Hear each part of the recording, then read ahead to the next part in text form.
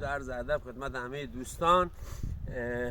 آخرین شعر، اما یکی از آخرین شعرامو به اسم ازدواج میخوام براتون بخونم. داستان شعرم این هست که خیلی از جوانایی که وقتی بهشون میگن که چرا ازدواج نمی کنی، خیلی از مسائل و مشکلات اقتصادی و اینا رو به عنوان بهانه میارن که آقا به این دلیل من فعلا نمیتونم ازدواج کنم.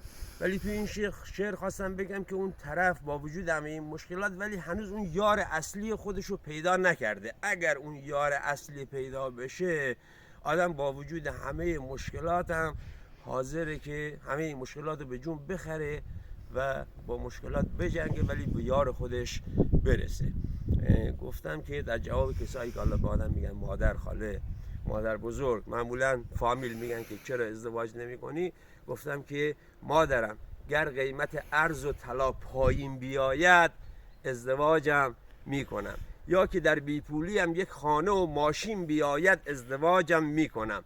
در میان دختران باید بگردی و اگر در چشم من دختری پاک و نجیب و خوشگل و شیرین بیاید ازدواجم میکنم.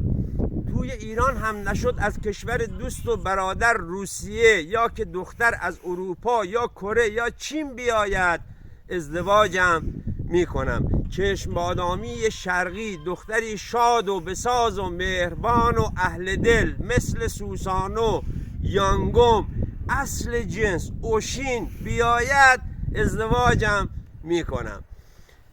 گرچه باشد سهم از ما بهتران و من که بدشانسم، ولی دختری پولدار و محجوب از نژاد پاک مسئولین بیاید ازدواجم میکنم. ولی ما از این شانسا نداریم.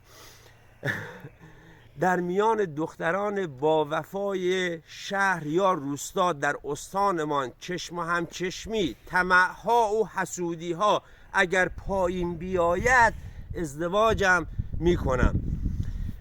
صورت عمل شده با مانتوی باز و ساپورت را دوست ندارم، لیک اگر بانوی خوشچهره‌ای با روسری و دامن چین بیاید ازدواجم میکنم. توی گیلان هم نشد عیبی ندارد، از جنوب و شرق و غرب مملکت، اصفهان، اهواز و شیراز، یا که از نایم بیاید ازدواجم میکنم.